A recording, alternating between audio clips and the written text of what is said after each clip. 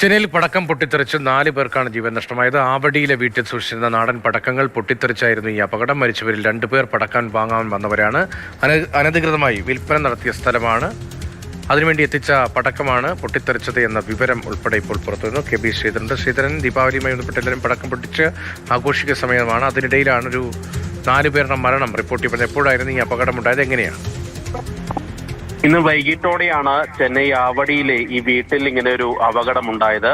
അതായത് ശിവകാശിയിൽ നിന്നും മറ്റും പടക്കം ഹോൾസെയിൽ വിലയ്ക്ക് വാങ്ങിക്കൊണ്ടുവന്ന് ചില്ലറ വിൽപ്പന നടത്തുന്ന ഒരു സ്ഥലം, ഒരു വീട്, അവിടെയാണ് ഇത്തരത്തിൽ ഒരു അപകടം നടന്നത്. ഇങ്ങനെ ഒരു വിൽപ്പന നടത്താൻ ഇവർക്ക് ലൈസൻസോ മറ്റു കാര്യങ്ങളോ ഒന്നും ഉണ്ടായിരുന്നില്ല.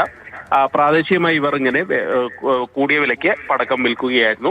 ഏതായാലും ഇതിനിടയിൽ ഇവിടെ ഈ വീട്ടിൽ സ്ഫോടനം നടക്കുകയായിരുന്നു.